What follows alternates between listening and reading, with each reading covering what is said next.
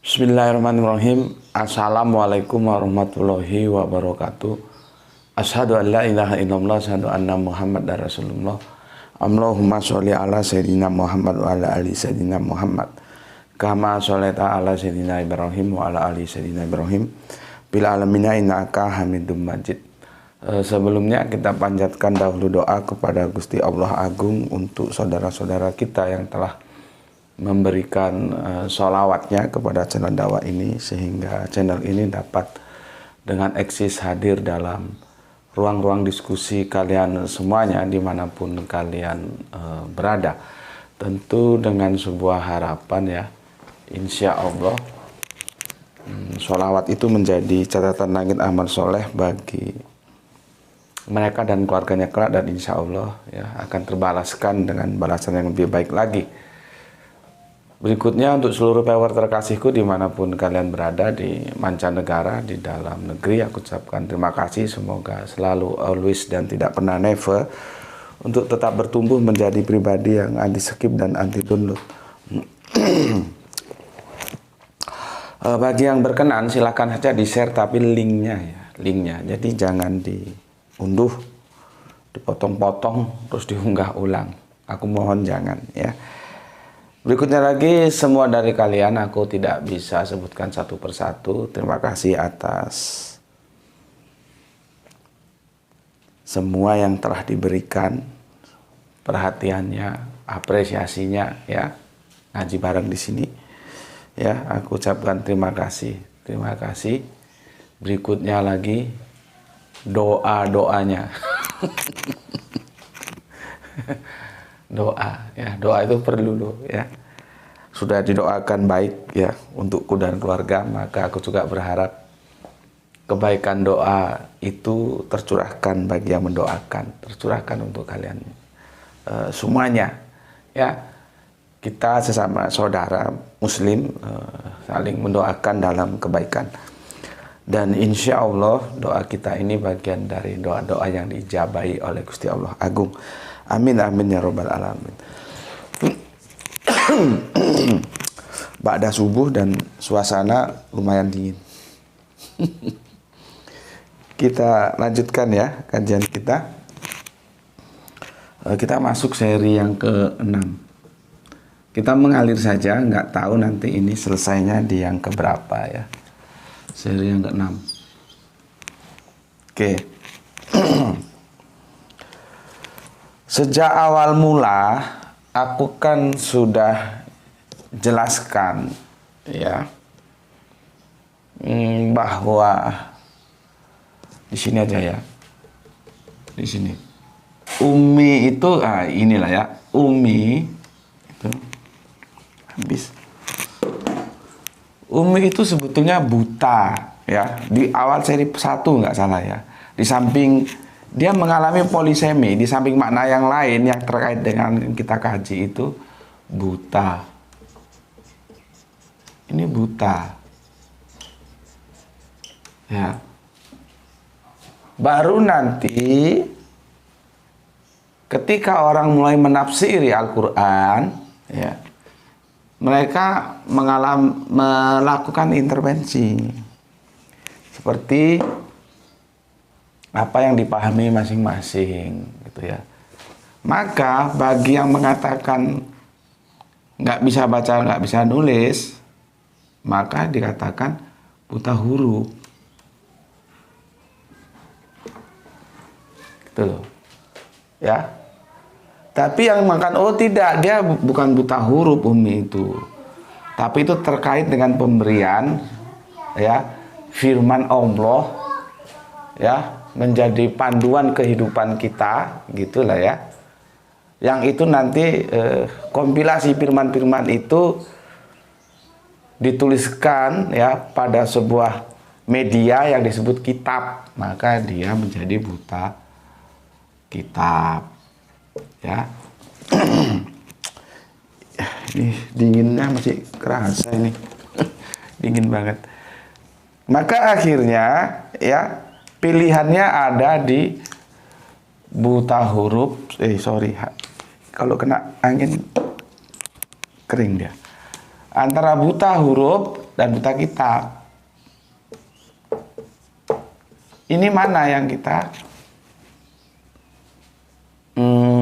yang akan kita pilih? Buta huruf atau buta kitab? Jadi umi itu tidak bisa terus dipahami buta huruf. Ya, tidak bisa dipahami umi itu buta kitab.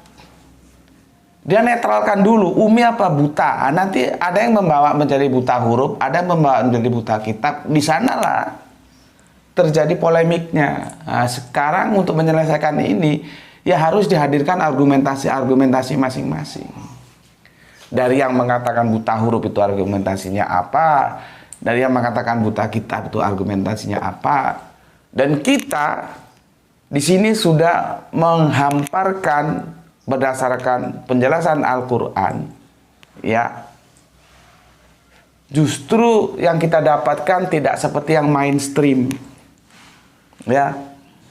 Katakan ini mainstream, kita enggak anti mainstream, buta kita, gitu ya. Ini skemanya dulu tak jelaskan. Ini sudah aku jelaskan di seri-seri awal, ya. Ternyata itu terbukti setelah kita kemarin 190, ini kan catatan kaki. Depak itu memberikan pilihan kita. Apa sih yang dimaksud umi? Ya, kajianku berseri loh ya. Nggak bisa kamu jujuk itu langsung menuju ke satu seri saja, nggak bisa. Harus semua seri dilihat. Ya. Nah, kalau kalian lihat seri yang kemarin kan kita berbicara catatan kaki tentang umi ini. Ternyata Depak memberikan 3 alternatif pilihan kita yang bisa kita pilih. Pertama, orang yang tidak tahu tulis baca atau yang biasa kita sebut buta huruf. Itu pertama.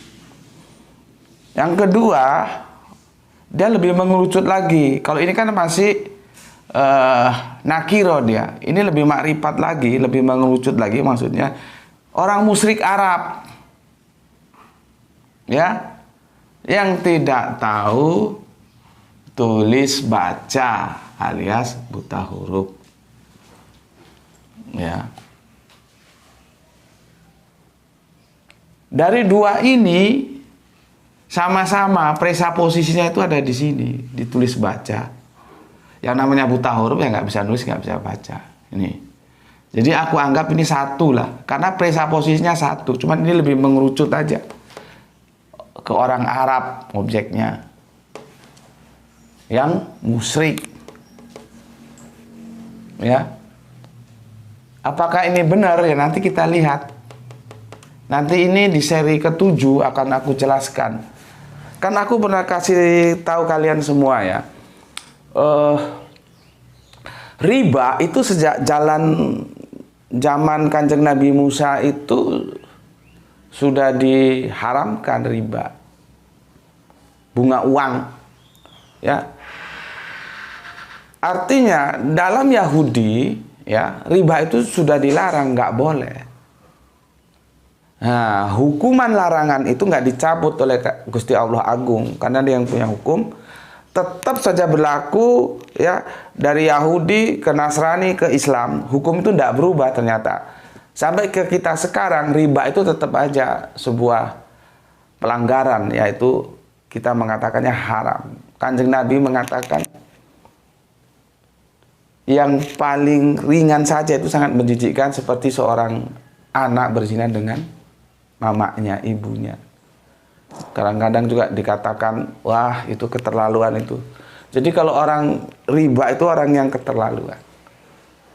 Dan Al-Quran itu dengan indahnya, kalau dia menutup ini, dia akan membuka ini. Ya.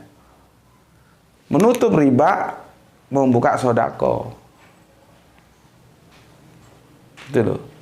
Ya. Jadi kalau kamu kasih pinjam ke temanmu, katakanlah 500.000 gitu ya, dan ternyata jatuh tempo yang disepakati temanmu tidak bisa bayar, Jatuh tempo lagi nggak bisa bayar, jatuh tempo lagi nggak bisa bayar, sampai 3 kali nggak bisa bayar. Dan dia memang orang nggak mau bayar hutang itu ada dua. Pertama memang orang yang kata orang Jawa itu dablek, nakal.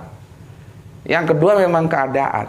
Nah, kamu lihat, oh dia sebetulnya punya niat baik dia, bukan orang nakal. Cuman dia keadaannya yang membuat dia nggak mampu bayar hutang.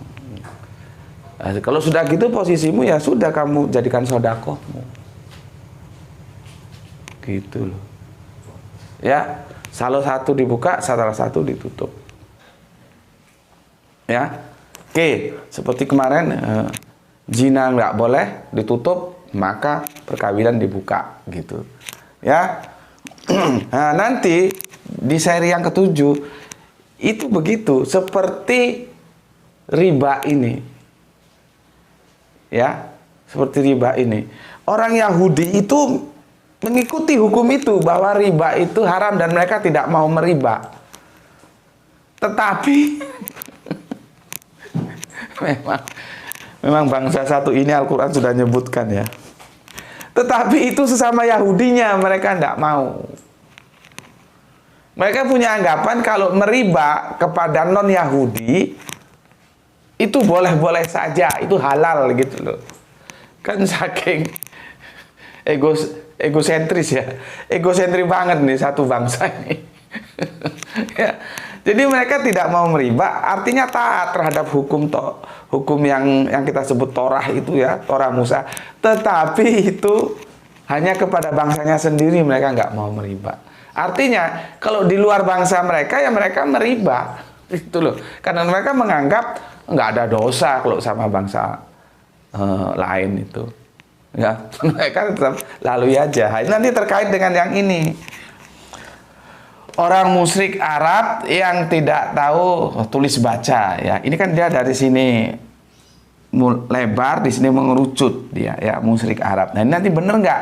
Apakah itu hanya kepada Arab yang musyrik saja? Bagaimana Arab yang tidak musyrik? Gitu ya. Itu nanti di seri ketujuh aku jelaskan. Hampir sama dengan riba ini. Ya. Hampir sama dengan riba. Jadi Yahudi itu gitu, ada Yahudi, ada Goyim. Goyim itu nggak mereka akui, maka nggak ada dalam istilah Yahudi itu, Yahudi rohani itu nggak ada. Teman-teman Kristen kita itu kan selalu mengatakan, oh Yahudi rohani, Yahudi rohani. Itu bagi Yahudi, mereka kan begini, kalau Yahudi ya harus Israel, Israel harus Yahudi. Maka semua yang Goyim, yang di luar Israel itu mereka nggak mau akui gitu loh. Egonya sampai sebegitunya. Ya, nggak tahu lah ya, mungkin pengalaman hidup menjadi bangsa yang terbuang ya, dijajah berkali-kali, jatuh bangun, dibuang di Babel ya, dan akhirnya karena Babel ditundukkan oleh mana itu Persia, kebijakan Persia berubah, disuruh pulang lagi ke negaranya. Ya banyak lah mungkin yang melatar belakangi, sehingga itu mereka membangun ketahanan ke dalam dan akhirnya melahirkan egosentris itu. Yahudi ya Yahudi ya Israel, Israel ya Yahudi. Ya, mereka tidak mau akui kalau ada orang Goyim itu ndak ada. Goyim ya Goyim. Nah, kepada yang Goyim ini, yang di luar Israel ini, bangsa non Israel ini, mereka mau meriba. Gitu ya. Nanti terkait dengan Umi ini ya. Umi. Di sini kan sudah, di sini nggak semuanya salah loh ya, ada benernya, tapi nggak semuanya benar juga, ada salahnya ya, musyrik Arab. Tetapi apapun dia berpijak kepada tulis dan baca ya. Sorry, tak minum kopi dulu.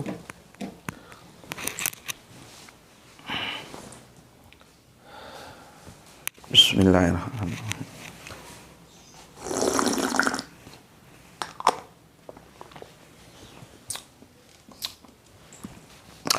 Oh iya, aku kasih informasi.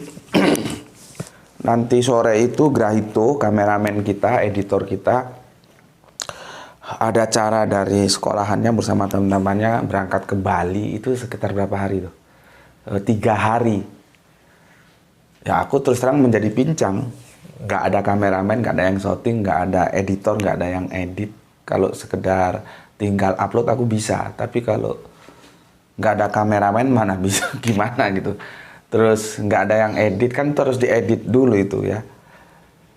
Jadi apakah besok gimana itu belum tahu lah, nanti gimana mengatasinya. Artinya kalau ada keluar dari keumuman yang biasanya kita 2 kali ngaji tapi nggak bisa atau gimana itu mohon dimaklumi. Apakah nanti aku akan belajar apa namanya itu live. Kalau live kan nggak usah ngedit, apa adanya sudah. Cuman kami nggak punya data akhirnya. Gitu. Ya nantilah kita bicarakan, cuma sekedar pemberitahuan. Kalau nanti ada sedikit kendala itu karena Gerah itu lagi ada tugas studi tour ke Bali selama 3 hari ya.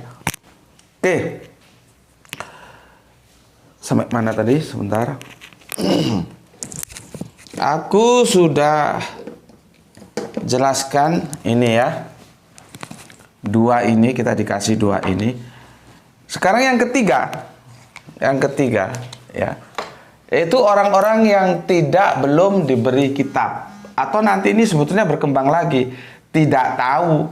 Kenapa tidak tahu? Kenapa tidak paham? Ya karena belum diberi kitab. Tapi apakah yang sudah diberi kitab paham? Ya enggak juga kalau enggak mau belajar. Ya. Makanya aku bilang kemarin, kita sekarang itu sudah menjadi ahli kitab secara administratif, tapi secara substansif belum tentu. Karena apa? Kita sudah menerima kitab Al-Quran. Lah kalau kamu nggak mau belajar Al-Quran, ya, bagaimana kamu tahu Al-Quran? Bagaimana kamu paham Al-Quran? Maka kamu tetap aja dapat gelar ini, Umi. Kan kemarin ada yang tanya tuh, ya. Makanya aku kan mengatakan, ayo tiap hari baca Quran. Meskipun 1 lembar, kamu baca. Karena kamu orang Islam. Kalau kamu kafir sih aku enggak suruh. Kamu kan orang Islam, kamu baca. Waktunya kapan? Terserah. Kalau aku milih waktu itu ba'da subuh. Enggak usah banyak-banyak. 1 lembar, 1 lembar. 1 lembar sini. Jadi satu apa gitu namanya. Ya. Buku kan begini. Ya, kitabnya kan begini. Kalau ini halaman 1, ini halaman 2. Ya. Bacanya itu ini aja, satu ini dari, kalau Al-Quran dari sini. Ini selesai sampai sini, sudah tutup. Besok lagi begitu, nggak usah banyak-banyak. Tapi tiap hari, gitu loh. Supaya kamu ndak umi. Ya kalau kamu sekarang sih bisa disebut ahli kitab ya secara administratif karena kamu sudah menerima Al-Quran, tapi secara substansif belum tentu. Kamu bisa saja seperti keledai kalau guru ngajiku bilang, ya, orang yang sudah dikasih kitab, kasih Al-Quran, tapi hanya dibawa kemana-mana Al-Qurannya tapi nggak ngerti maksudnya karena cuma dibawa-bawa aja, nggak pernah dibaca, itu keledai itu. Ya, oke. Di sini ya permasalahannya itu tidak berpijak pada baca tulis ya, tapi pada kitab.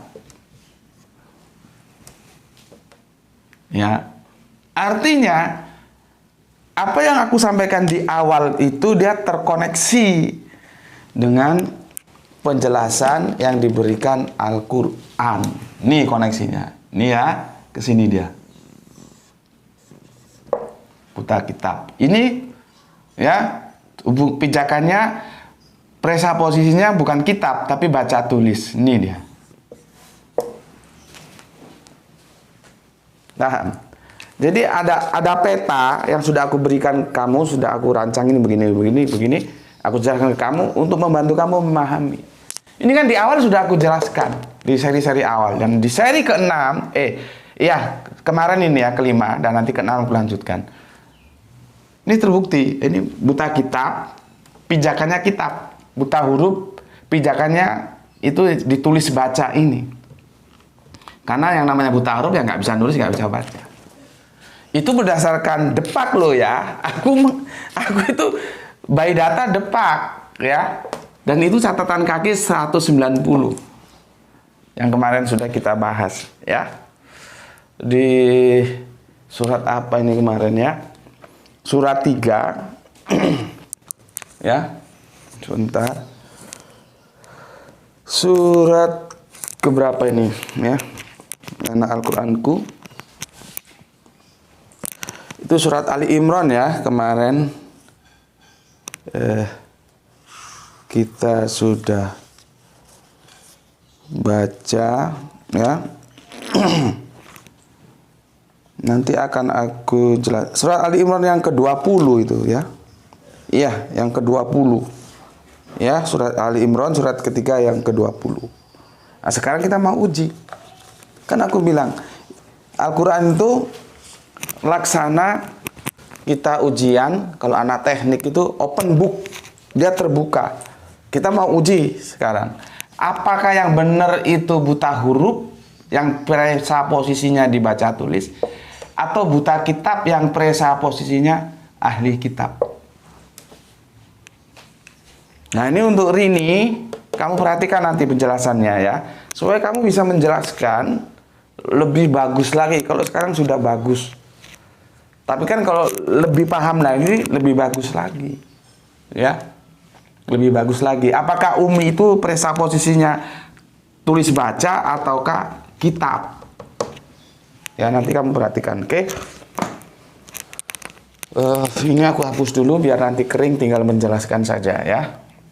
Sebelum aku baca komen-komen yang masuk dari kalian ya, sebagai bentuk apresiasiku, penghormatanku, yang namanya sudah meluangkan waktu, meluangkan pemikiran, menuliskan komentar, masa nggak diperhatikan kan ya, nggak elok juga.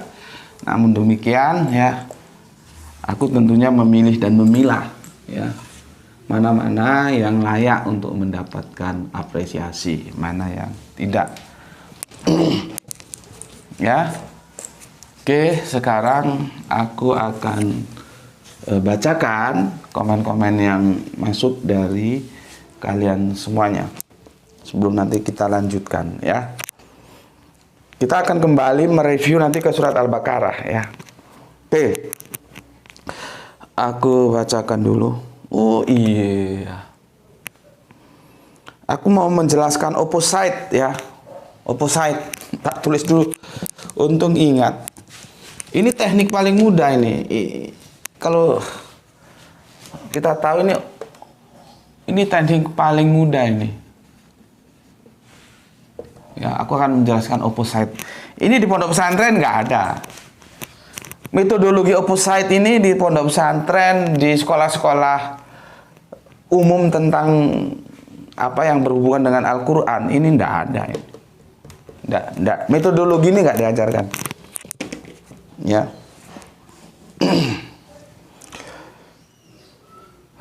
Gini, komen pertama ya dari Zidan Gaming. Assalamualaikum Gus, waalaikumsalam. Alhamdulillah Palembang nyimak ya. Tetap bertumbuh sebagai anti skip dan anti download, mantap, dan tidak pernah nepo dan selalu always, mantap. Semoga kita diberikan kesehatan dan rezeki yang cukup. Salam Isra juga untukmu. Kemudian abah kita, subhanallah ya, tetap bersemangat. Abah Komarudin, assalamualaikum abah ya. Waalaikumsalam warahmatullahi wabarakatuh abah ya.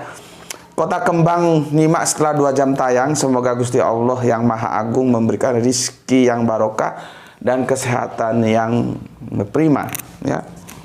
Sebentar aku lihat speakernya, jangan-jangan habis baterai. Oh enggak ya. Salam Isra untuk semuanya. Sungguh sangat jelas kajian GM. Jika secara ya, baik secara akli itu akal, maupun secara nakli itu nas ya. Jadi ada dalil akli, ada dalil nakli. Jika ada orang yang masih tetap ngotot bahwa umi buta huruf, maka dia keterlaluan. Wassalam. Oke. Terima kasih Abah atas komentatornya. Iya ya. Aku sudah jelas. Aku sih sudah jelaskan semaksimal mungkin. Ya, dan alhamdulillah sudah banyak yang paham. Meskipun ada yang masih ngotot itu ya. Ya namanya orang ngotot mau diapain ya, silahkan saja, biarin saja gitu kan. Tapi setidaknya tugasku sudah menjelaskan sejelas-jelasnya. Kalau dikatakan kurang jelas, ya buktinya ada yang sudah jelas itu. Tanyakan saja kepada yang sudah jelas. Gitu ya. Jadi gitu aja, jadi dibikin gampang saja. Bahkan dikatakan oleh Abah Komarudin, kalau masih kurang jelas ya, masih juga ngotot bahwa Nabi itu buta huruf, kagak melek huruf, itu katanya Abah itu keterlaluan. Ya, keterlaluan itu. Oke, terima kasih. Kita lanjut. Atur nuhun Abah, atur nuhun ya. Abah ini sudah lanjut loh, sudah kepala 7 usianya. Ya. Bayangkan sosok yang kepala 7 masih mau belajar dan masih bisa memahami. Setelah aku jelaskan dia paham. Terus kalau ada yang masih muda, ya, dijelaskan sejelas-jelasnya masih goblok, itu kadang-kadang ya aku bertanya, ini kemana? Ya, kok masih gobloknya tuh? Ya nanti kalau kita bilang ya itu maksudnya ya bodoh tak bertepi itu. Ya, lah ini yang usianya sudah 70 aja bisa paham kok. Dan akhirnya dia mengucapkan, yang masih ngotot Nabi itu buta huruf itu keterlaluan. Ya, ya. Tapi ya sudahlah ya, terserah saja. Mau tetap bertahan seperti apa yang dimau itu hak masing-masing. Kemudian Kang Mas Usman Yunan ya. Assalamualaikum Gus, waalaikumsalam. Alhamdulillah aku sehat dan tetap bisa mengikuti kajian tangguh ilmiah tiada tanding dari negaraku tercinta ya, Indonesia. Walaupun sementara ini tanah nyewa air beli. Lu kenapa? Negeri Indonesia kalian tapi luar biasa makmur, hutannya banyak, tanahnya subur ya, tongkat dan kayu jadi tanaman kata Gus Plus ya. Tapi keadaannya nggak berani komentar aku, kalian tahu sendiri ya. Oke, terima kasih ya untuk like-ku Usman Yunan ya. Mudah-mudahan kamu juga ya sehat selalu di sana ya. Salam Isra, Islam rasional ya untuk semua saudara-saudaraku yang di sana ya. Khususnya untuk Lai Usman Saragi ya. Dia sudah bisa mengkomparasi antara negeri kita dan negeri di tempat dia merantau. Ini kan jadi anak rantau sekarang ya. Yang tanahnya tandus seperti itu, tapi rakyatnya makmur gitu ya. Kalau kita makmur itu rumah sama sumur doang. Oke, mau lete godang tamu nasude laiku. Kemudian penghobi Borneo, assalamualaikum, waalaikumsalam. Samarinda nyimak monggo. Pergumulan saya sudah terlewati 3 tahun lalu Gus. Otak panas saya sudah sangat adem dan malah semakin betah di channel JM. Bagi pemula, power baru, harap siapin pendingin otak panasnya. Salam Isra. Oke, terima kasih penghobi Borneo. Dia kasih masukan untuk yang power baru, yang belum terbiasa itu harus disiapkan pendingin otaknya supaya nggak kepanasan. Lihat itu, penghobi Borneo akhirnya setelah 3 tahun ngaji di sini, alhamdulillah dia paham sudah. Ya. Meskipun awalnya juga ya sebagai yang baru mesti agak kesulitan mengikuti ya. Dan dia memberikan masukan kepada PR-PR baru supaya menyiapin pendingin otak lah ya, supaya nggak panas katanya.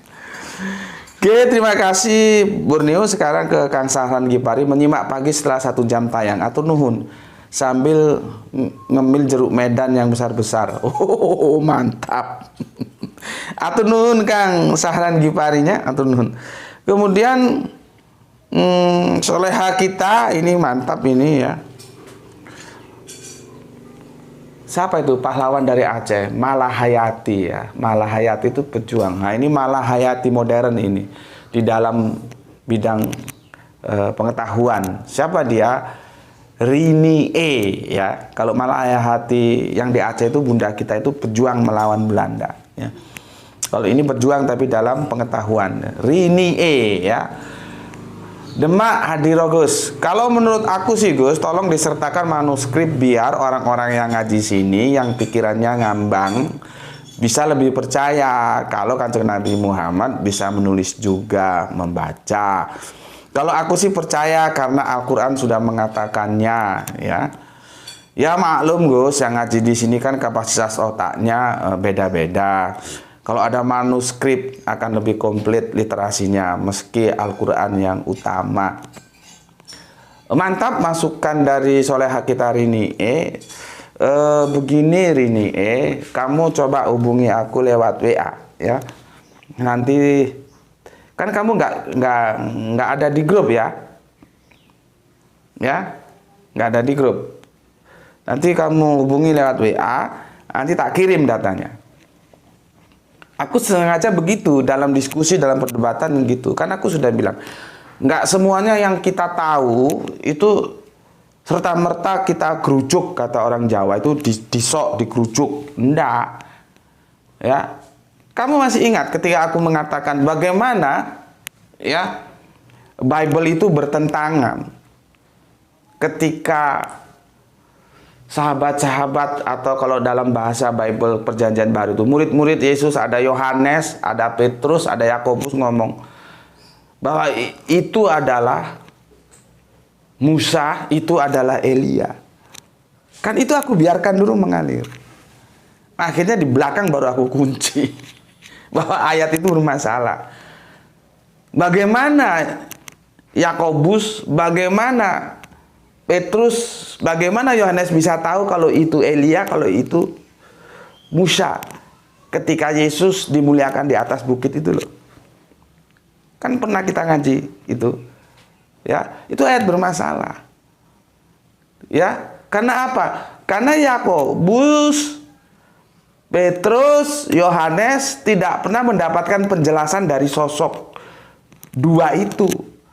Musa dan Elia tidak pernah memperkenalkan, aku ini Musa, aku ini Yesus, aku ini Elia. Kan tidak ada di ayat itu. Ya. Lalu bagaimana dia tahu, sedangkan Yohanes dan kawan-kawan itu manusia perjanjian baru. Musa dan Elia manusia perjanjian lama sekali. Nggak pernah ketemu muka. Kok tahu dia Elia? Kok tahu dia Musa? Kan ini ayat ini bermasalah. Nah, aku membawanya ke kisah bagaimana Paulus itu bisa tahu kok itu dia itu Yesus. Ketika dia mau berangkat ke Damsyik, mau mengeksekusi semua pengikut Yesus, dan akhirnya di tengah jalan dia ngaku ketemu Yesus, itu menjadi titik tolak pertobatan dia. Aku tanya, bagaimana kok dia itu tahu Yesus? Itu sengaja aku biarkan mengalir dulu. Lalu dijawab sama teman-teman Kristen, Yesus memperkenalkan diri. Nah, artinya Yesus tahu, artinya Paulus tahu kalau itu Yesus, karena Yesus memperkenalkan diri kepada Paulus. Nah, sekarang kerangka berpikir ini kita bawa kepada cerita bagaimana Yesus dipermuliakan di atas bukit atau di atas gunung. Di situ Elia dan Musa tidak memperkenalkan diri. Bagaimana Yakobus, Petrus, dan Yohanes sebagai murid-murid Yesus yang diajak naik ke atas bukit, kok bisa tahu itu loh? Itu Elia, itu kok bisa tahu? Ini gimana ayat ini? Nanti kalau dibilang ayat ini bohong kan jadi nggak enak juga kita. Tapi sudahlah, coba ayat itu didiskusikan ulang. Sebetulnya bagaimana cara memahami ayat itu? Ya, maka aku katakan supaya mendamaikan saudara-saudara Kristen kita juga, artinya hatinya itu tidak terus bergumul. Ya. Karena kalau dibiarkan itu terus bergumul, dan dia akan mengatakan kalau dia jujur, ini ayat ini bermasalah ini. Maka supaya tidak bergumul, aku akan memberikan solusi bahwa peristiwa itu tidak aktual. Yesus dipermuliakan di atas gunung itu adalah hanya sebuah cara bagaimana memposisikan Yesus yang mau ditawarkan kepada bangsa Israel setara dengan tokoh-tokoh yang dipermuliakan, yang diagungkan oleh bangsa Israel. Ya, siapa dia? Musa dan Elia, gitu loh. Jadi itu jangan dianggap faktual. Kalau faktual bermasalah, bagaimana dia tahu? Dan itu kan aku tidak omongkan di depan. Aku melakukan buying times, gitu loh. Nah, ini pun aku melakukan buying times.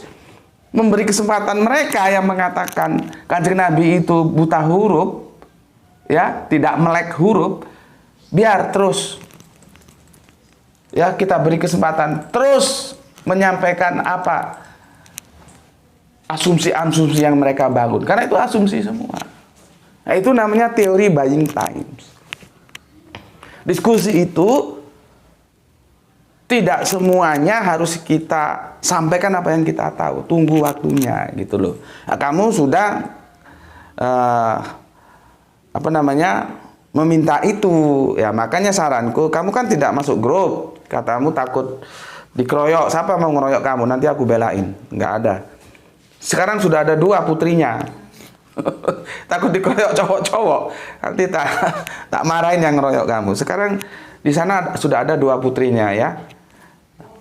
Kalau kamu masuk nanti 3, tapi kalau kamu takut dikeroyok nggak mau masuk, si kamu japri aku, nanti datanya tak kirim, dan kamu tak kasih tugas nanti, ya, kamu japri aku, ya. Jadi tenang aja, ya, kita harus buying time dulu, ya. Tapi bagaimanapun kamu sudah oke, sudah cerdas, sudah pintar, tinggal kadang-kadang memang kamu ketemu jalan buntu, yang kamu perlu data baru itu aku bisa paham, ya. Oke, itu dulu. Silakan nanti japri ke WA, aku kasih datanya. Dari Rini kita ke Ade Supandi. Kang Ade, kumaha pawartos nak Kang? Satu pemahaman dengan saya Gus, mantap. Oke, atur nuhun Kang, atur nuhun.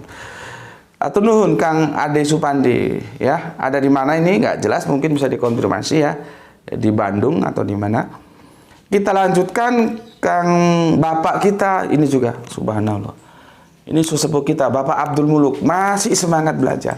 Assalamualaikum, waalaikumsalam dari Serdang, izin nyimak. Salam Isra Gus, salam Isra juga untuk Bapak. Semoga menempuh hari-hari tua yang membahagiakan bersama keluarga, bersama istri, bersama anak, bersama cucu.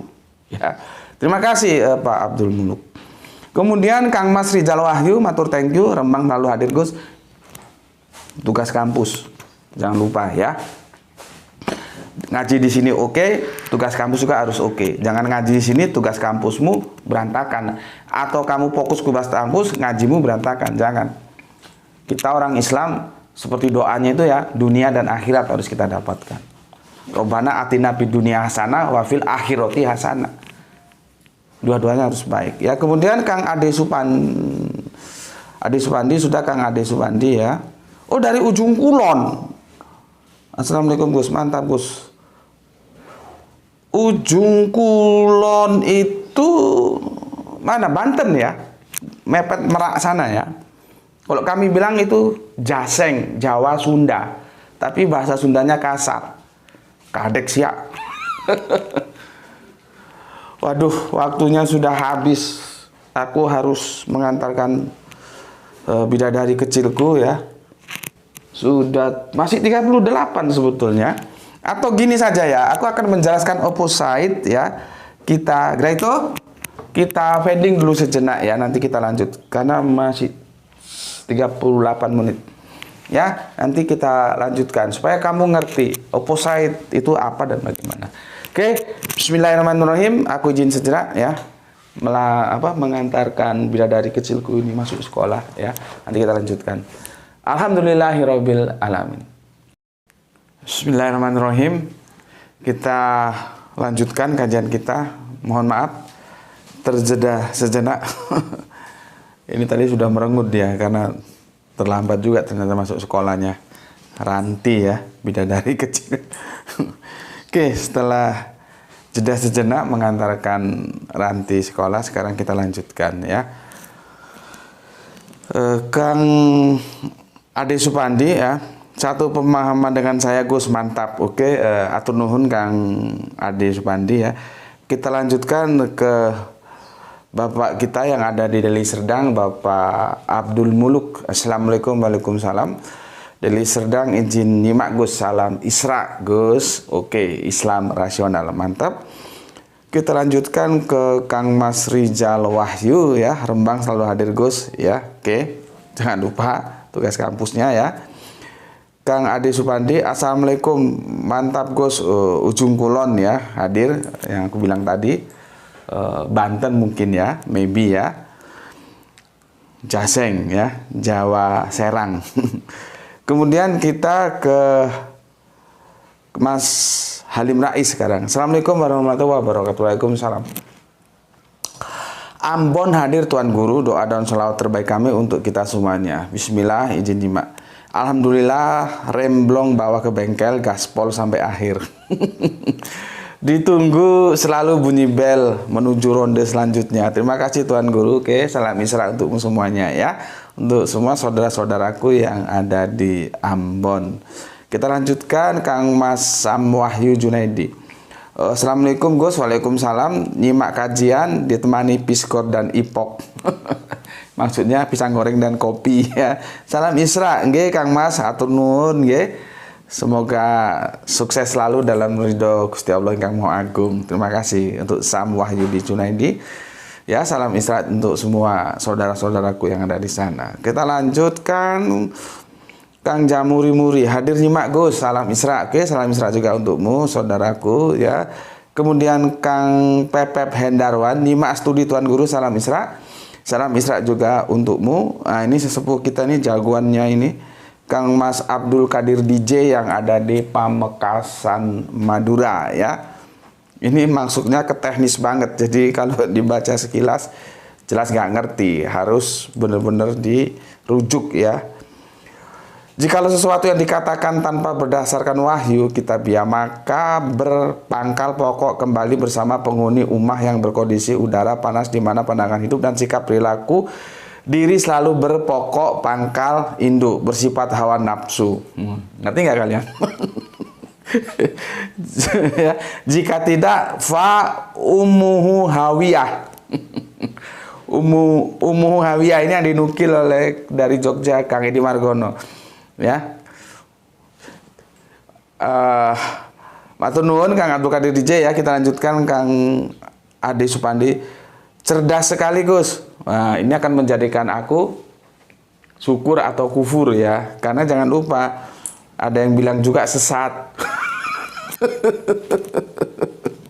Tapi alhamdulillah ada yang bilang cerdas ini. Atur nuhun ya. Atur nuhun Kang Supandi. Karena ya namanya orang penilaiannya masing-masing ya. Ada yang bilang oh itu cerdas, oh itu sesat gitu ya.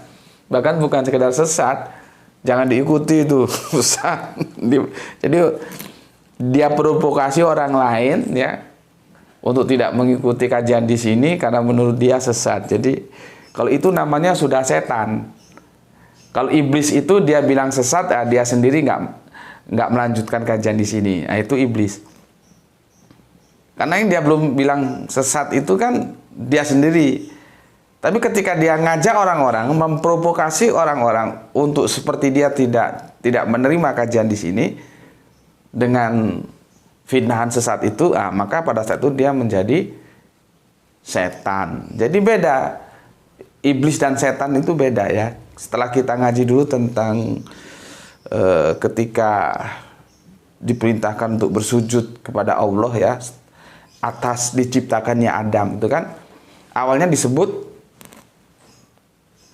iblis, berikutnya disebut setan gitu ya. Oke, itu yang sudah pernah ngaji itu tahu lah ya apa bedanya iblis dan setan ya. Jadi kalau dia ngomong itu sesat, nah itu masuk iblis. Tapi kalau sudah ngajak orang lain diprovokasi itu sesat, nah itu setan dia ya. Tapi alhamdulillah masih ada yang bilang cerdas, setidaknya Kang Ade Supandi ya. Ya tunun Kang, kita lanjutkan ke Kang Rio Aka Jakarta Selatan hadir Gus. Oke, mantap. Kang Didi ini dari Brebes. Assalamualaikum, waalaikumsalam nyimak Gus. Mantap. Oke. Kang Hermas Edison ya dari Palangkaraya, mantap. Terima kasih. Kang Mas Edi Margono. Assalamualaikum, waalaikumsalam warahmatullahi wabarakatuh. Nyimak Gus. Monggo monggo. Ini yang punya Yogyakarta ini ya. Kang Ari Muksinin, Tuban siap hadir Gus. Mantap. Salam Isra untuk kalian semua ya di Tuban. Milk Mouse ya, kucing tikus yang lagi proses ganti nama ya. Assalamualaikum, waalaikumsalam warahmatullahi wabarakatuh. Izin ikut ngaji Gus. Salam Isra. Oke, salam Isra juga untukmu. Kang Abdul Qadir DJ ya kembali menjelaskan di situ ya, sangat rinci sekali dan sangat panjang itu. Ya, dia menukil ya beberapa ayat di dalamnya. Matur thank you. Kemudian orang asing nyimak Gus, mantap, number one kamu. Kang Ade Supandi ya, Ma'ana Bikorik, apa yang saya baca? Nanti kita sampai ke sana, Ma'ana Bikorik. Karena itu tidak satu terjemahan. Inilah Pak masalahnya ketika kita menerima sebuah informasi padahal itu banyak, tapi yang kita terima sampai ke kita satu. Dan satu itu dianggap kebenaran yang absolut, di luar informasi yang dia tahu itu dianggap sesat. Nah, ini jadi masalah. Akhirnya suka menyesatkan orang, padahal otaknya sendiri yang gobloknya minta ampun, yang bodoh tak bertepi. Sama, publik kita dicekoki hanya satu terjemahan, satu penafsiran. Ma'ana bikorik, aku tidak bisa membaca. Aku tidak bisa membaca, aku tidak bisa. Hanya itu aja yang diterima publik. Publik nggak dikasih komparasi bahwa ada terjemahan lain seperti yang disampaikan oleh Kang Ade Supandi. Apa yang saya baca? Ya, nanti kita akan belajar juga tentang harf jahr. Harf jahr itu apa ya? Bi itu harf jahr dia. Apa ya? Kata sambung. Apa makna bi itu? Macam-macam maknanya. Bismillah itu kalau kalian apa? Dengan nama Allah. Kalau aku diajarkan guruku, enggak mau. Bukan dengan nama Allah. Atas nama Allah. Beda. Dengan nama Allah, dengan atas nama Allah itu beda. Tetapi apakah Bismillah itu tidak bisa diterjemahkan dengan nama Allah? Bisa. Karena bi itu bisa dengan, bisa atas. Jadi bisa dengan nama Allah, bisa atas nama Allah. Kami memilih yang atas nama Allah. Jadi kita bergerak itu atas nama Allah. Aku sudah jelaskan beberapa waktu yang lalu, nanti aku jelaskan lagi ketika sampai ke sana kita. Harf jar, jadi kata sambung. Bi itu macam-macam. Ya. Oke. Atur nuhun Kang Ade Supandi, seenggaknya sudah mulai terbuka ya. Sebetulnya makna bikorik itu terjemahan gimana. Makanya aku bilang, kamu ngaji jangan di sini aja. Silakan ngaji di channel-channel lain. Supaya kamu bisa mengkomparasi. Tidak hanya satu informasi dari aku saja. Begitu juga publik ini menjadi kaku dia. Tidak bisa menerima yang lain dari apa yang dia ketahui. Karena dia dicekoki hanya satu arti aja. Ma'ana bikorik, aku tidak bisa membaca. Ma'ana bikorik, aku tidak bisa membaca. Ketika ada orang menerjemahkan apa yang saya baca, bingung dia. Otaknya nguang. Itu yang dibilang tadi oleh Borneo, pasang pendingin otak kalau mau ngaji di sini. Borneo itu perlu 3 tahun dia. Ya, oke, matur nuwun Kang Ade Supandi. Kemudian soleha kita Rini 2 kali kamu ya.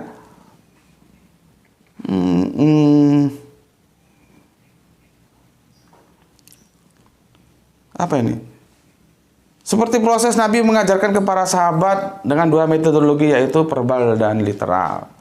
Yang verbal tentu dihafal dan literal dengan menulis. Nah, ini pertanyaan, kalau benar Nabi dengan tulisan, mana buktinya Gus? Ini yang diminta banyak pihak ya. Maaf, biar banyak aja orang yang jadi yakin. Sekali lagi aku sudah yakin ya, Al-Quran sudah mengatakan, jika ada hal pendukung lain biar tambah kuat. Maaf Gus, sebelumnya aku hanya membaca pikiran dari orang-orang yang kontra saja bahwa tidak bisa baca tulis gitu. Nggak apa-apa, ini bagus, aku ngerti maksudmu ya.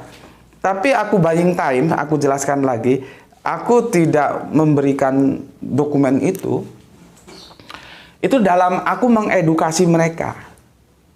Ya, mengedukasi mereka supaya bisa seperti kamu. Kamu itu sudah teredukasi bahwa literasi tertinggi itu Al-Quran. Kalau sudah Al-Quran bilang, ya kita tidak perlu data yang lain. Adapun diperlukannya data yang lain, itu hanya sebagai pelengkap saja.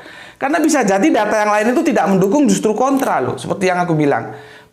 Josephus Philippus itu dalam datanya, catatannya di Roma sana kalau mau cari, Yesus itu ya tersalib. Sementara 6 atau 7 abad kemudian Al-Quran bilang tidak tersalib. Mana yang mau diikuti? Jadi kalau ada orang seperti itu nggak usah lah, nggak usah. Biarin aja dia, biarin.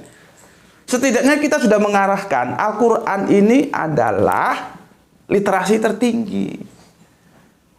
Kalau dia sudah seperti kamu mendudukkan literasi tertinggi, kita sudah tidak perlu lagi data-data yang lain, karena dia akan di bawah otoritas Al-Quran. Jadi ada dan tidaknya itu tidak ngaruh. Kalau ada dan sama dengan pernyataan Al-Quran, ya sudah melengkapi saja.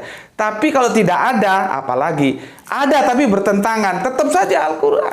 Seperti tadi peristiwa penyaliban itu. Kamu mau ikut literasi, manuskrip-manuskrip Roma, atau mau ikut Al-Quran? Itu nggak sejalan. Satu bilang tersalib, satu bilang tidak tersalib. Jadi ada sesuatu yang aku bangun. Apa? Aku akan mengedukasi, mendidik mereka. Kalau sudah Islam itu ya taat terhadap Al-Quran, gitu. Ya, gitu. Tapi aku ngerti apa yang dimaksud oleh Rini. Makanya nanti coba kamu masuk ke WA, nanti aku jelaskan. Ya. Kemudian Kang Irfan Al-Akbar di Kopi Gus. Yang saya tangkap adalah istilah ahlul kitab alias ahli kitab atau melek kitab, dan opositnya, ini yang mau aku jelaskan. Opositnya adalah umi kitab alias buta kitab. Masih menyimak di Seladen Tuman dari Kerinci Jambi, ya. Semoga Gusti Allah Agung merahmati setiap langkah kerjamu di sana dan selalu dalam rahman rahimnya, selalu dalam keselamatan, karena ini proyek besar yang dia tangani, ya. Dari sini menginspirasi aku untuk menjelaskan kalian oposit, karena kalau baca tulisannya Irfan ini terlalu singkat, kalian nggak tahu apa itu oposit, ya. Tapi setidaknya kita terima kasih terhadap Irfan, ya, telah memberikan trigger, ya. Opositku ya apa? Karena ini nggak diajarkan di pondok-pondok pesantren. Ini di logika berpikir aja, ya. Oke, matur nuwun, kita lanjutkan. Kang Mas Edi Margono, umi umul, lambang kelemahan, umat lambang bawahan, anak buah. Jadi umi golongan biasa, golongan awam, bukan ahli, bukan pakar. Dalam hal berbahasa mempunyai hanya baca tulis bahasa kaumnya sendiri, bahasa ibunya sendiri, mother tongue only, ya. Bahasa dan tulisan asing tidak bisa. Dalam berhitung mampu hanya kali, bagi, tambah, kurang. Sinus, kosinus, diferensial, modar. Kalau sudah sinus, itu kami dulu ada mata kuliah judulnya analisa numerik, ya. Itu ribut itu. Sinus, kosinus, diferensial, integral, ya nggak paham. Derivatifnya nggak paham, ya. Hanya kali, bagi, tambah, kurang. Matur, thank you. Terima kasih Kang Mas Edi Margono atas masukannya. Ya, tugas kita lah Kang Mas, hanya menyampaikan, ya, tidak menjadikan orang untuk mengikuti kita. Nah, kita hanya menyampaikan. Oke, ya. Sekarang aku akan jelaskan opposite. Ngasih 52 menit, ya, semoga bisa selesai. Opposite itu apa sih, gitu. Jadi gini, Mas.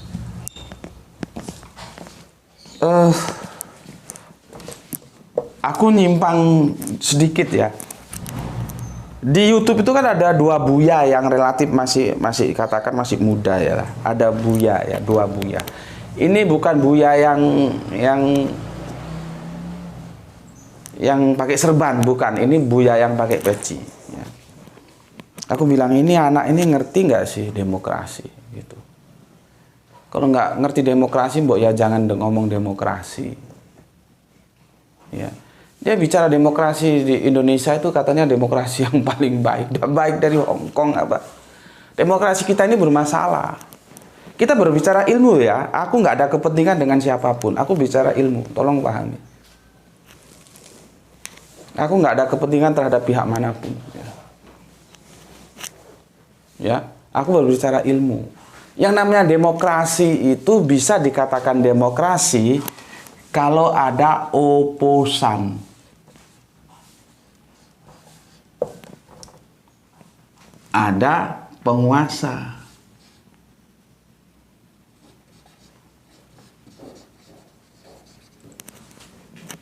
Ya. Kan ini election ini. Election. Apa itu? Pemilihan umum, pemilu. Itu nanti mesti menang kalah. ada yang menang, di sini ada yang menang, ya. Ini enaknya ngaji sama aku. Kamu tak bawa berputar-putar, singular, tidak straight. Ya. Kalau yang suka ilmu dia lebih suka, tapi kalau nggak suka ilmu dia maunya yang apa namanya, pas charging, pas put, yang cepat-cepat seperti orang ngecas. Yang nggak suka ya silakan saja tinggalkan. Ya.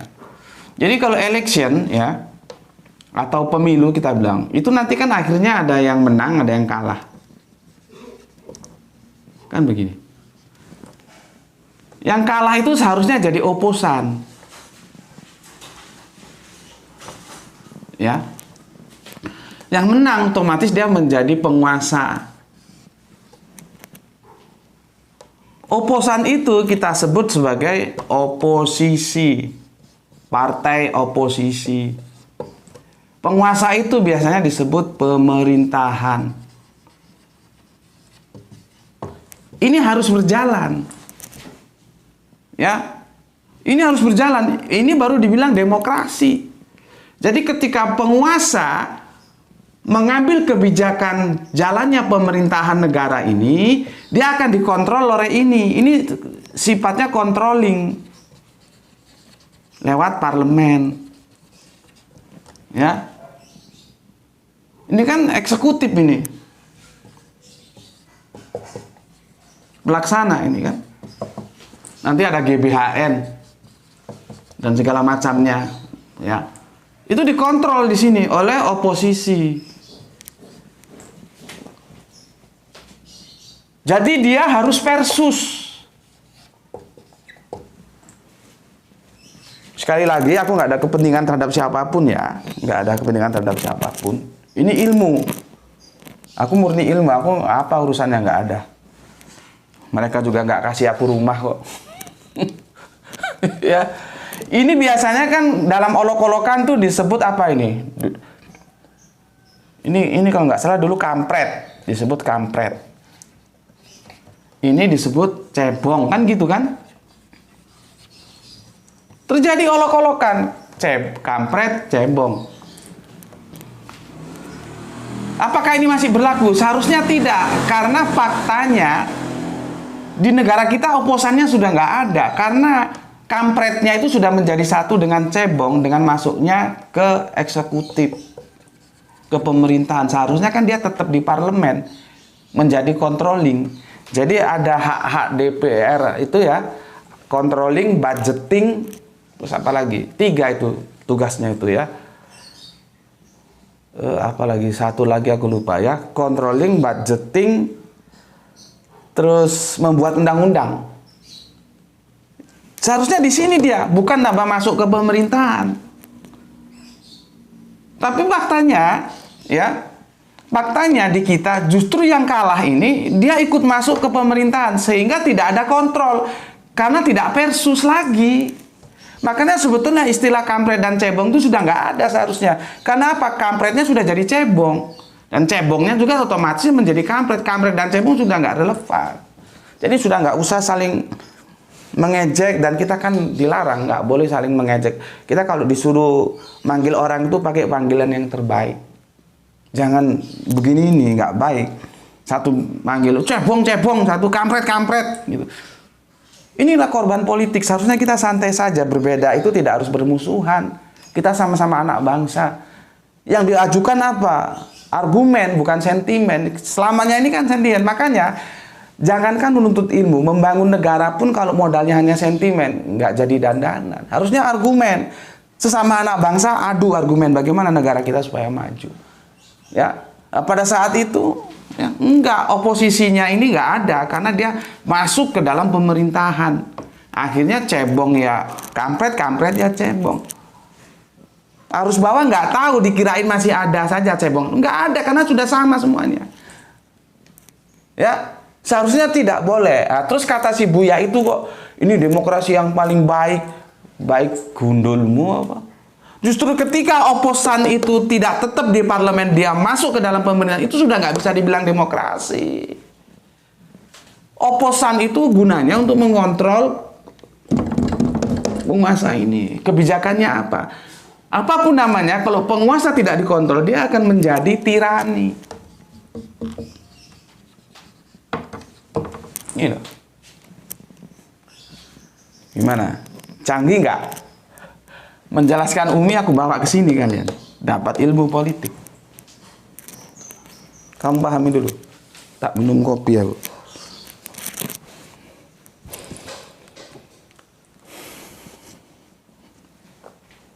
Bismillahirrahmanirrahim.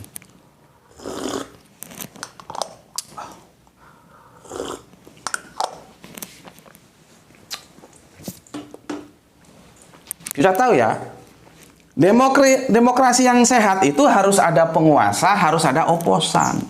Yang kita sebut oposisi nanti. Sehingga balance, jalannya pemerintahan itu bagus. Lah ini ada pemerintahan oposannya gabung dengan penguasa kok dibilang demokrasi yang baik. Justru itu sudah nggak bisa dibilang demokrasi. Makanya aku bilang, seharusnya nggak usah bicara demokrasi dah kalau nggak tahu. Gitu loh. Ya, kacau. Oke, kenapa aku akan menjelaskan ini? Supaya kamu tahu ini. Ini loh, versus ini loh. Oposisi, ya, itu ini loh.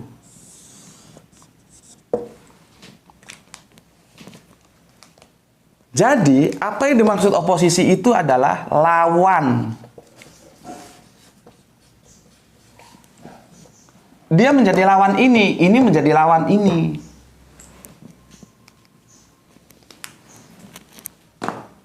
Oposit itu lawan. Kita biasanya menyebutnya oposan, nanti partainya oposisi. Dari lawan ini kita bisa tahu nanti. Ya. Kemarin kan aku sudah jelaskan bahwa ahli kitab itu nanti menjadi lawannya Umi, menjadi opositnya. Sehingga kita tuh mencari salah satu keduanya. Kalau satu ketemu, maka yang ini ketemu. Kalau satu ini yang ketemu, maka ini ketemu. Itu loh, metodologinya itu. Ini di pondok-pondok pesantren nggak ada seperti ini. Kenapa? Kalau kita baca Al-Quran, itu pasti itu keadaannya menjadi opposite, menjadi oposisi, menjadi lawan.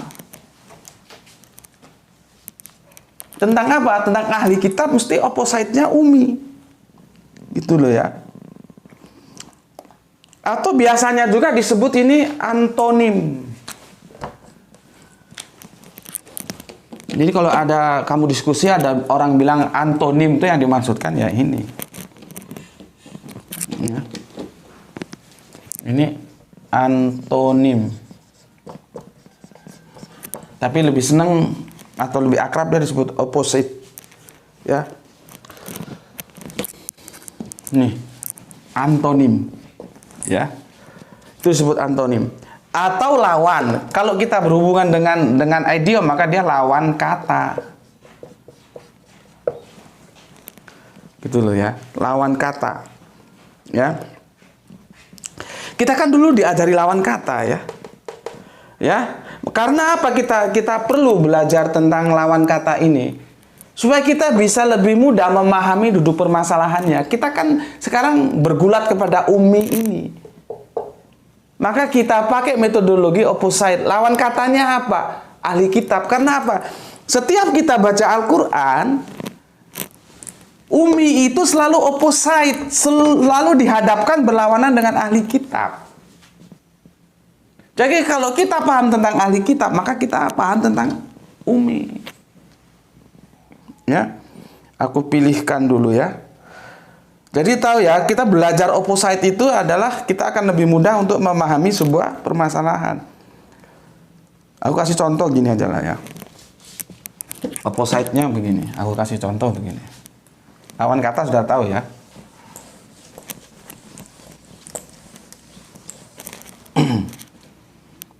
Opposite.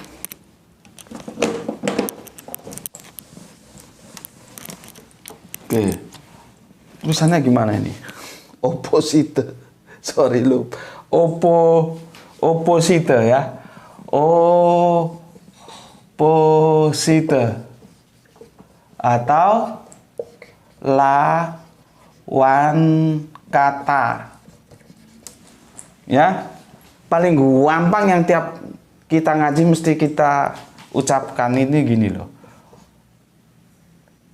Always.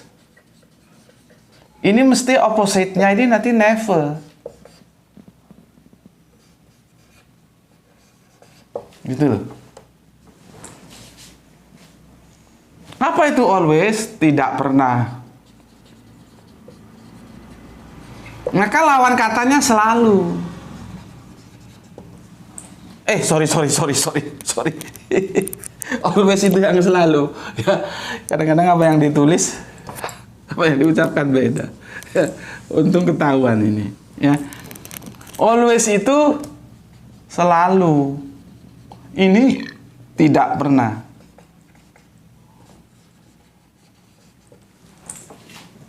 Ya, maka kalau kamu mencari di sini, kamu bisa lewat ini. Kalau ini kamu tahu, ini mesti kamu tahu. Atau sebaliknya, kalau ini kamu tahu, maka kamu ini mesti tahu. Itu sudah menjadi opposite, sudah menjadi lawan katanya. Dari situ kita bisa ketahui. Contohnya lagi, di sini kanan, mesti opposite-nya itu kiri. Udah wes. Nggak bisa diganu. Kalau di sini rendah, maka opposite-nya mesti tinggi. Itu opposite. Ya. Apalagi? Ya, panas, dingin, terang, gelap. Ya, suka, duka. Ya, itu yang disebut opposite, lawan kata. Kalau kita sudah tahu ini kanan, mesti sananya kiri. Kalau kita sudah tahu di sini itu rendah, mesti di sananya tinggi. Karena dia merupakan opposite. Kita tahu di sininya selalu, mesti di sananya tidak pernah. Ini kan jargon kita. Yang tidak biasa ngaji ke sini ya mungkin bingung. Selalu always dan tidak pernah never. Ini opposite, berlawanan kata. Ya, sudah? Paham di sini ya? Oke, sekarang ini aku hapus. Hapus ya. Kalau kita baca Al-Quran, makanya baca itu diperhatikan supaya tidak menjadi ummi. Ya. Kalau kita baca Al-Quran, selalu saja ummi dan ahli kitab itu menjadi dua kata yang opposite, yang antonim, ya, yang berlawanan, ya, lawan. Nah, di sini ya, bacalah dari mulai surat Al-Fatihah sampai ke belakang itu. Kalau ketemu ahli kitab itu, ahli kitab itu mesti sama Al-Quran diposisikan menjadi opposite-nya itu ummi. Gini loh.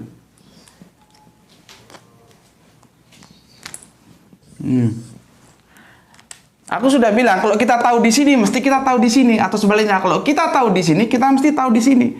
Nah, kita tidak pernah mempermasalahkan ahli kitab, pertarungannya kan di sini. Apakah ini artinya apa? Gitu loh ya.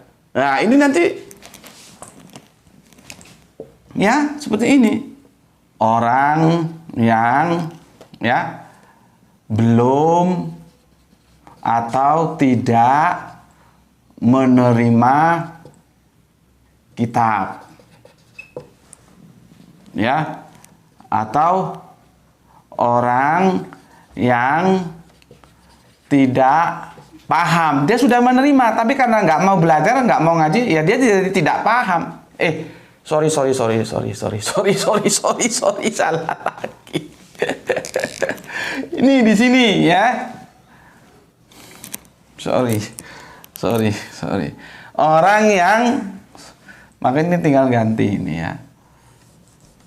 Sorry.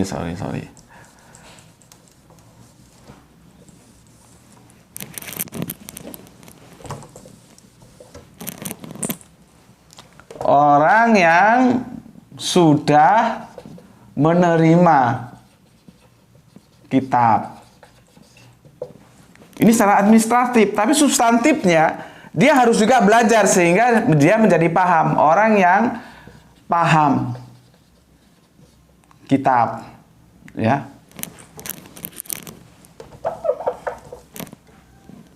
Paham kitab. Ya. Maka karena kita sudah tahu di sini, tinggal balik saja. Orang yang sudah, kalau kanan kiri, panas dingin, tinggi rendah, terang gelap, kan gitu. Itu opposite seperti itu. Ya, kenapa kita bisa mengatakan begitu? Karena faktanya teks-teks dalam Al-Qur'an, ahli kitab dan ummi itu menjadikan opposite satu bagi yang lain. Maka kita tahu ahli kitab itu apa? Orang yang sudah menerima kitab. Saudara-saudara tua kita, Yahudi, Nasrani. Tapi itu juga secara administratif, secara substantif, orang yang paham kitab, artinya dia menerima dan dia belajar, ya. Maka tinggal geser ke sini saja, kan. Orang yang tidak atau belum, orang yang tidak atau belum menerima kitab, atau di sini dia sudah menerima, tapi dia tidak mau belajar, maka orang yang tidak paham karena nggak mau belajar, itulah perlunya edukasi kitab. Nah, karena kita menjadikan opposite, kita akan menjadi tahu bahwa permasalahannya itu di kitab, bukan di huruf. Loh. Aneh kalau di sini kita terus yang jadi masalah huruf. Gitu, ya. Opposite-nya jelas kok, ahli kitab kok. Bukan ahli huruf. Kenapa terus huruf di bawah-bawah? Terus jadi buta huruf. Itu enggak logik. Kalau kita di kampus itu menjadi logika apalagi. Kerangka berpikirnya salah, maka kesimpulannya salah. Di sini tidak berbicara huruf. Yang menjadi pembicaraan kita adalah kitabnya. Kita gunakan metodologi opposite atau antonim, atau kalau kita dulu lawan kata. Ahli kitab selalu menjadi opposite ummi. Baca itu surat-surat dalam Al-Quran. Ya. Dua yang opposite. Maka ketika kita tahu di sini, kita akan tahu di sini. Di sini apa? Orang yang sudah menerima kitab. Di sini orang yang tidak atau belum menerima kitab. Di sini orang yang paham kitab, orang yang tidak paham kitab. Orang ini nanti bisa nganu loh ya, bukan hanya satu orang gitu ya. Dia bisa jamak juga. Kita lihat nanti konteksnya gimana. Ya. Sudah 1 jam lebih 13 menit. Insya Allah besok di seri yang ke-7 ya, aku akan jelaskan korelasinya sebetulnya kepada huruf yang itu tentang tulis-menulis atau kepada kitab.